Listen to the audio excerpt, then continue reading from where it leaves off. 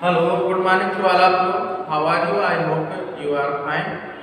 तो मैं अनंत कुमार आपको आज मैथ में इनवर्स त्रिकोणमितीय फलन यानी कि प्रतिलोम त्रिकोणमितीय फलन के बारे में आज हम डिस्कस करेंगे इसके फर्स्ट वीडियो में। तो इससे पहले हमने संबंध और फलन के बारे में डिस्कशन कर चुके थे। तो आज में हम डिस्कस करेंगे प्रतिलोम त्रिकोणमितीय फलन अर्थात इनवर्स ट्रिग्नोमेट्रिक फंक्शन। तो हमारे पास इसको जानने से पहले ये जानना जरूरी है कि त्रिकोणमितीय फलन क्या होते हैं। तो आप लोग पहले से भी पढ़ चुके हैं त्रिकोणमितीय अनुपात के बारे में। त्रिकोणमितीय अनुपात साइन, कास, टैन, काट, सेक और कासेक ये त्रिकोणमितीय अनुपात होते हैं, ठीक, जिनके बारे में आप पहले से ही जानते हैं। और इनका जो है हमें क्या पढ़ना है, इनवर्स। तो कहने का मतलब है कि जो भी त्रिकोणमितीय अनुपात हैं उनको हम अगर 1 में लिखें या फिर उनके ऊपर जो पावर होती है, इनवर्स का मतलब होता है पावर -1। तो ऐसा त्रिकोणमितीय फलन जो -1 पावर के रूप में प्रदर्शित किया जा सके उसे हम कहते हैं प्रतिलोम त्रिकोणमितीय फलन। जैसे कि हम कहते हैं कि साइन थीटा है और साइन थीटा का प्रतिलोम हमें निकालना है, प्रतिलोम लिखना है। तो इसे हम लिखेंगे साइन मीन्स इसका जो पावर है वो -1 के रूप में लिखी जा सके, तो इसी को हम क्या कह देंगे, प्रतिलोम त्रिकोणमितीय फलन। ये त्रिकोणमिति का अनुपात है और इसका पावर -1 लगा के, तो इस हिसाब से फिर इस प्रकार से साइन को हम साइन का प्रतिलोम त्रिकोणमितीय फलन कहते हैं। इसी प्रकार से कास का भी अगर लिखना चाहें तो आप जानते हैं इसका भी वही हो जाएगा, क्या, कास इनवर्स थीटा। तो सारे फंक्शन, जितने भी फंक्शन, सबको इनवर्स के रूप में लिखकर हम प्रतिलोम त्रिकोणमितीय फलन की गणना कर सकते हैं। जैसे अब इनके आता है कि हमारे पास इनका प्रांत और परिसर। हमारे पास अगर साइन का जो प्रांत है हम जानते हैं, तो उसका जो प्रांत होगा वो इनवर्स का परिसर बन जाता है, ठीक। जो इसका परिसर होगा वो इनवर्स का प्रांत, तो मीन्स इसका उल्टा हो जाता है। हम जानते हैं कि साइन और कास, टैन, काट, सेक और कासेक सबके प्रांत और परिसर के बारे में हम जानते हैं और एक टेबल के द्वारा आपके बुक में भी प्रदर्शित किया गया है, जिसको याद रखना बहुत ही जरूरी है, क्योंकि एग्जाम टाइम में ये आपको शॉर्टकट जो टेबल में दिए गए हैं प्रांत और परिसर बहुत ही मदद करते हैं। तो इस प्रकार से हम एक टेबल बना देते हैं सारे त्रिकोणमितीय फलनों की, जिन्हें आप एक बार रिमाइंड कर लेंगे, तो जिससे आपको एग्जाम में सॉल्व करने में बहुत आसानी होगी क्वेश्चन। तो यहाँ पे होगा त्रिकोणमितीय अनुपात, प्रतिलोम त्रिकोणमितीय, प्रतिलोम त्रिकोणमितीय फलन, ठीक। यहाँ पे हो जाएगा प्रांत और यहाँ पे हो जाएगा परिसर,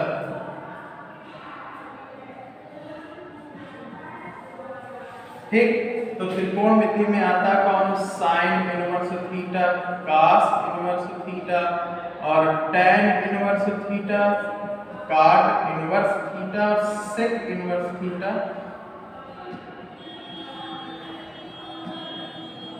कासेक इनवर्स थीटा। अब साइन का प्रांत आप जानते हैं कि कहां से कहां तक होता है, माइनस, परिसर जो होता है साइन थीटा को -1 से लेकर के +1 के बीच में होता है। तो वही परिसर इनवर्स के लिए क्या बन जाएगा, प्रांत, और इसका जो परिसर होगा वो होगा -π/2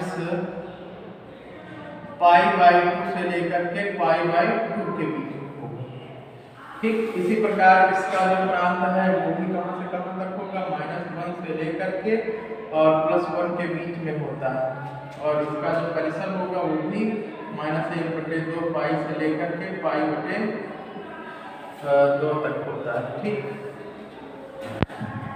उसके बाद इसका जो होता है प्रांत वो -∞ से लेकर +∞ तक होता है, लेकिन जो परिसर होता है वो -π/2 से लेकर π/2 2 के बीच में होता है। ठीक, तो इस प्रकार से हम कह सकते हैं कि सारे त्रिकोणमितीय फलनों के प्रांत और परिसर के बारे में हम परिभाषित कर सकते हैं, जैसे कि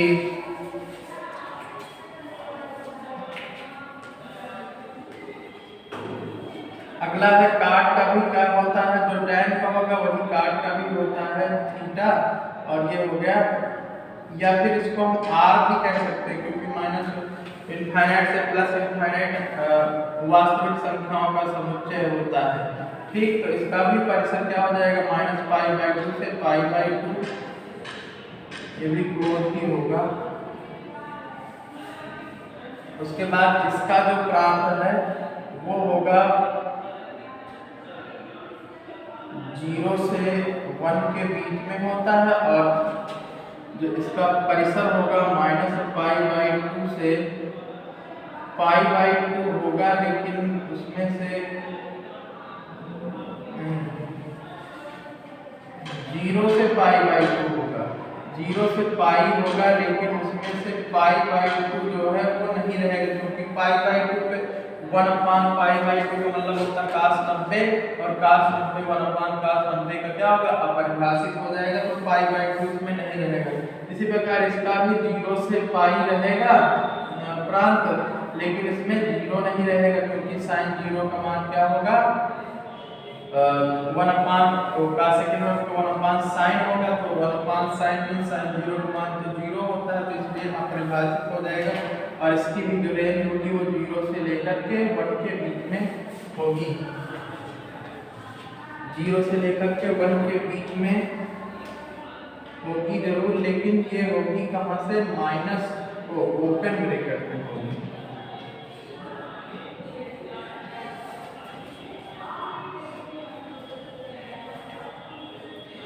तो ये होता है इसका प्रांत और परिसर।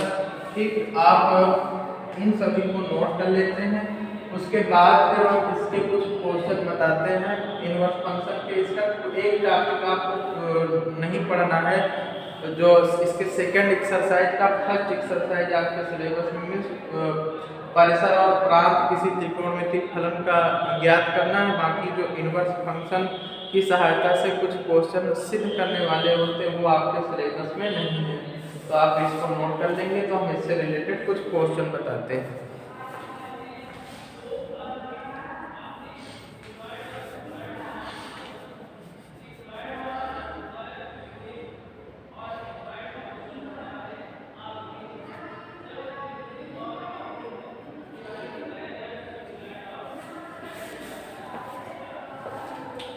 चलिए आगे हम देखते हैं इसके क्वेश्चन कुछ।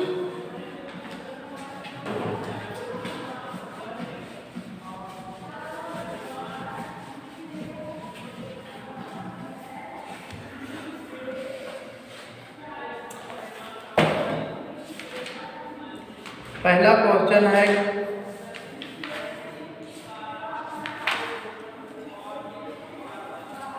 साइन इनवर्स -1/2 का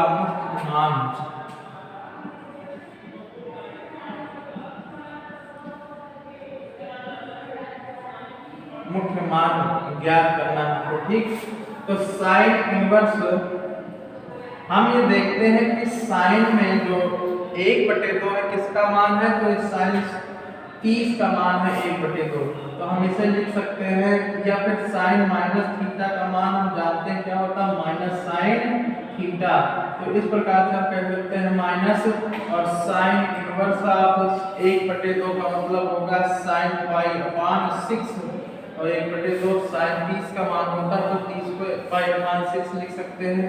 और हमारे पास रिलेशन होता है साइन इनवर्स और साइन की पावर 1 दोनों को जब ऐड करेंगे तो पावर की पावर क्या हो जाएगी, 0 हो जाएगी, और 0 का मान 1 होता है। इस प्रकार से इस पूरे का मान 1 हो गया, तो बचेगा कितना, π/6, और ये π/6 इसका मुख्य मान हो जाता है। इसी प्रकार से और बहुत सारे क्वेश्चन हैं इस एक्सरसाइज में जिनको आप सॉल्व कर सकते हैं, तो हम एक आधा और बता देते हैं। जैसे इसी का अपोजिट है cos इनवर्स ऑफ -1/2। तो cos इनवर्स ऑफ -1/2 किसका मान होता है यहाँ पर 150 का होता है cos में, क्योंकि आपको टेबल भी आनी चाहिए। cos 150 का मान 150 का मतलब आप जानते हैं 5π/6 होता है। 150 का मान होता है 5π/6। तो cos इनवर्स और cos दोनों का वैल्यू 1 हो गई, तो बचेगा कितना 5π/6 होगी। तो कुल मिला के हम ये कह सकते हैं कि ये जो मान होते हैं इनको आपको टेबल से आने चाहिए, तभी इस तरीके के क्वेश्चन आप सॉल्व कर सकेंगे। ठीक, तो अगला क्वेश्चन है, हम कह सकते हैं कि यहाँ पर देखते हैं तो cos जो 1/2 है, ये cos में शायद मान है 120 का मान है, तो ये हो जाएगा cos 120 का मान, क्योंकि cos 60 का मान होता है 1/2, तो cos 60 का मान 1/2, तो cos 120 का मान -1/2 होता है। तो ये हो जाएगा 120 को लिख सकते हैं 2π/3, और 2π/3 को हम कुछ कन्वर्ट कर सकते हैं, या फिर ऐसे लिख सकते हैं cos इनवर्स ऑफ cos π/3। तो ये हो जाएगा 3 से पाई जाएगा तो π-3, अर्थात हम लिख सकते हैं cos inverse of cos 180 theta का मान होता है -cos थीटा, तो -π/3, अर्थात cos थीटा का मतलब cos थीटा बराबर होता है cos थीटा ही होता है, तो cos π/3, अर्थात इसका मान कितना आ जाएगा π/3 आ जाएगा इसका मुख्य मान। तो इस प्रकार से क्वेश्चन सॉल्व होते हैं। ठीक, तो आप सबसे पहले इसको जरूर ध्यान में रखेंगे, जो ये मान दिया गया किसका मान है, ये मान है cos 120 का मान है, और cos 120 को हम लिख सकते हैं π-π/3, और cos 180 थीटा का मान होता है -cos थीटा, और cos थीटा का मान होता है cos थीटा, अर्थात इसीलिए हमने cos लिख दिया cos π/3। तो cos से cos नहीं हो जाएगा, तो बचेगा कितना π/3। इस तरीके से इस प्रकार के क्वेश्चन सॉल्व होते हैं। अगला एक अगला क्वेश्चन और बता देते हैं, उसके बाद हम अगले टाइप के क्वेश्चन पर चर्चा करेंगे। तो पहला क्वेश्चन एक और क्वेश्चन है, क्वेश्चन नंबर 3। आप देखेंगे कि cosec इनवर्स, चलो बच्चे यही बता देते हैं, cos इनवर्स ऑफ -1/√2। अब आपको पता है कि cos इनवर्स -1/√2 कितने का मान होता है, cos में cos 135 का मान होता है। 135 का मतलब होता है 3π/4। तो इसे हम लिख सकते हैं cos अब π-π/4, तो cos 180 -π/4 करेंगे तो आ जाएगा कितना 3π/4, और cos इनवर्स ऑफ -cos π/4, और -cos π/4 का मतलब cos इनवर्स ऑफ cos π/4, और इस प्रकार से दोनों रिमूव हो जाएंगे, तो बचेगा cos π/4 से सिर्फ π/4 बचता है। आप इस तरीके के क्वेश्चन को एक क्वेश्चन और बता देते हैं, तो बाकी के क्वेश्चन आप लोग घर पे इनको सॉल्व करेंगे। ठीक, अगला क्वेश्चन है क्वेश्चन की cosec inverse of √2। cosec inverse of √2 है -√2 है। ठीक, तो cosec इनवर्स ऑफ -√2 और cosec इनवर्स ऑफ -√2 को हम कह सकते हैं, देखिए cosec में ये मान जो दिया गया है किसका मान है, cosec में मान है ये माइनस लगा हुआ है, तो माइनस का माइनस हो जाता है पहले। ठीक, अब हम इसको क्योंकि कासेक हो या फिर साइन हो तो कासेक माइनस थीटा का मान हो जाता है माइनस कासेक थीटा, अर्थात हम माइनस पहले लगा लेंगे तो कासेक माइनस कासेक इनवर्स रूट 2, और रूट 2 किसका मान है कासेक में, आपको पता होगा पाई बाई कासेक पाई बाई 4 का मान है। तो इस प्रकार से हम कह सकते हैं कि माइनस कासेक और इनवर्स दोनों रिमूव हो जाएंगे तो कितना आएगा माइनस पाई बाई 4। तो यही आंसर हो जाता है। इसमें कुछ है नहीं, सिर्फ आपको टेबल वाली वैल्यू आनी चाहिए जिसकी सहायता से हम आप उसकी वैल्यू रख करके जो वैल्यू दी गई यहाँ पर उसकी वैल्यू रख करके हम उसको बड़ी आसानी से सॉल्व कर सकते हैं। तो आप इन क्वेश्चनों को नोट कर लो, अब हम आगे क्वेश्चन 2-4 देते हैं, आप लोग घर से करेंगे उसको।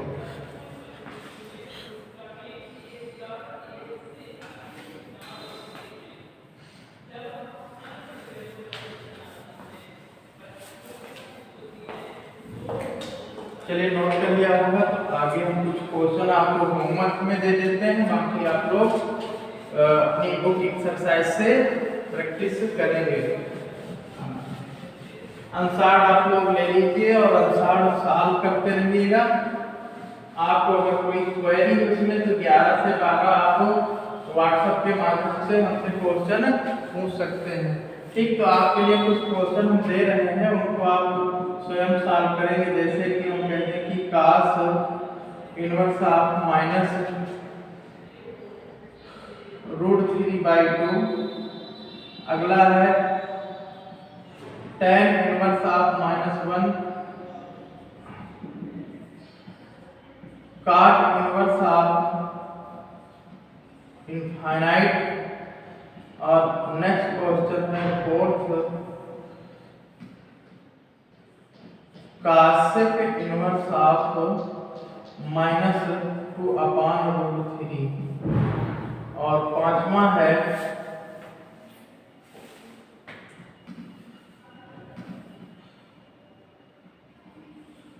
Sign inverse of -1। तो आप इन पांच क्वेश्चनों को घर से सॉल्व करेंगे, आपको होमवर्क में है। इनको बिल्कुल एज इट इज मीन्स ये जो अंदर ब्रैकेट में दिए गए इन्हीं की वैल्यू आपको टेबल से आनी चाहिए, और जब अगर आपको ये वैल्यू आती है तो अपने आप ही यहाँ पर इसका मान रख दोगे साइन में, कास में है तो कास में मान रख दोगे, उसके बाद कास इनवर्स और कास दोनों रिमूव हो जाएंगे, मीन 1 हो जाएगी इसकी वैल्यू, जो बचेगा वही पूर्ण आंसर हो जाता है, वही मुख्य मान है। तो इस प्रकार से आप इन क्वेश्चनों को सॉल्व कर लेंगे, और इसके बाद आता है नेक्स्ट क्वेश्चन। नेक्स्ट टाइप का क्वेश्चन है जहाँ पर कुछ फार्मूले बेस्ड क्वेश्चन है, और इनके जो फार्मूले हैं आपकी बुक में लिखे हुए हैं। आप इन फार्मूलों पे एक बार एक जगह पे लिख करके उसको लर्न कर लेंगे, तब आपको ये क्वेश्चन सॉल्व करने में थोड़ी आसानी होगी। पहला क्वेश्चन हम बता दे रहे हैं, फिलहाल इसमें से ज़्यादा क्वेश्चन आपके सिलेबस से कटे हुए हैं, तो 1-2 क्वेश्चन आपको इस टाइप के बता दे रहे हैं। जैसे कि एक फार्मूला होता है हमारे पास sine inverse x plus sine inverse y, cos inverse plus minus कर देते हैं, cos inverse x plus minus cos inverse y।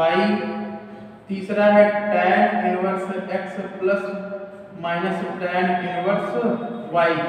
ये 3 फार्मूले ऐसे हैं जिनको आप घर पे आपकी बुक में भी लिखे हुए हैं, चलो हम लिखे दे रहे हैं। तो ये हो जाएगा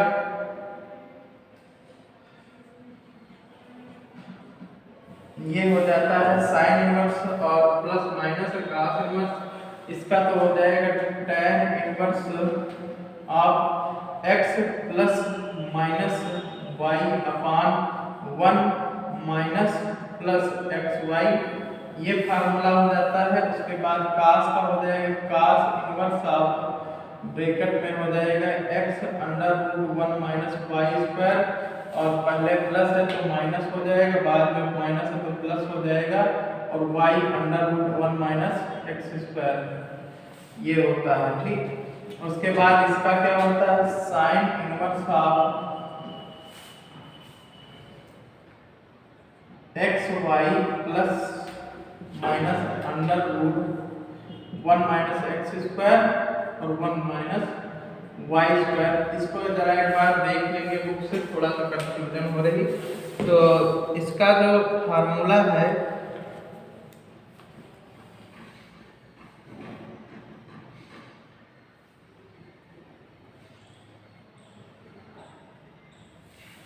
थोड़ा सा उल्टा हो गया है। यहाँ पे ये साइन इनवर्स वाला कास में लिख गया और कास वाला साइन में लिख गया है। तो कास में होता है एक्स वाई और माइनस प्लस, और इसमें होता है x under root 1 minus y square, और इधर हो जाएगा y under root 1 minus x square, और यहाँ पे हो जाएगा under root 1 minus x square और 1 माइनस वाई स्क्वायर। तो आप इन फार्मूलों को एक बार अपनी बुक से सारे देख लेना, और उसके बाद इनसे रिलेटेड कुछ क्वेश्चन आते हैं जिनको हम सॉल्व करना बता देते हैं एक दो क्वेश्चन, बाकी आप लोग डायरेक्ट फार्मूले पर रख के सॉल्व कर सकते हैं।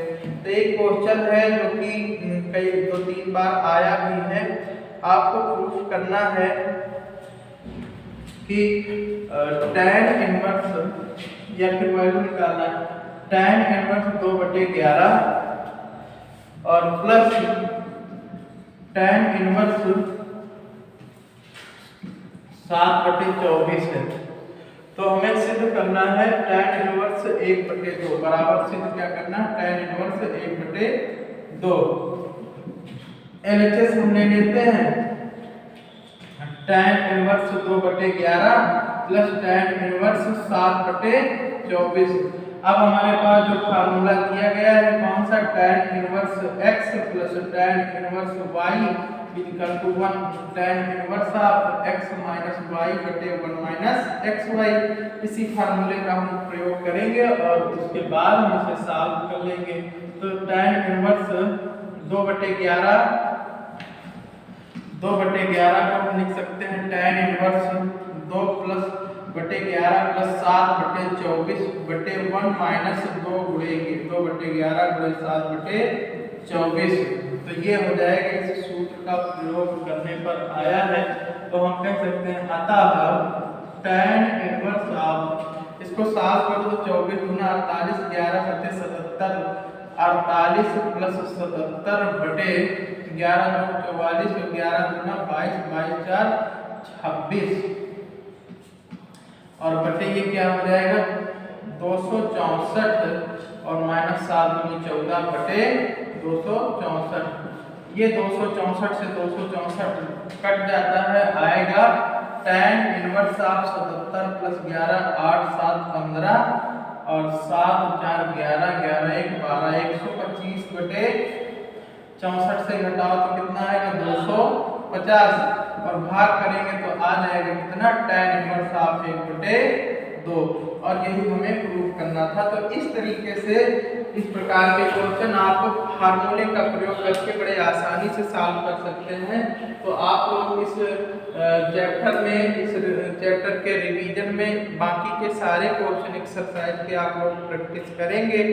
जो क्वेश्चन ना आता हो आप व्हाट्सएप के माध्यम से हमें मैसेज करके पूछ सकते हैं। 11 से 12 हम आपको इनके क्वेश्चनों के सलूशन बताएंगे। ठीक, तो आज के वीडियो में इतना ही, बाकी आप लोग इसकी एक्सरसाइज को सॉल्व करिए, जो क्वेश्चन आए हमसे पूछिए।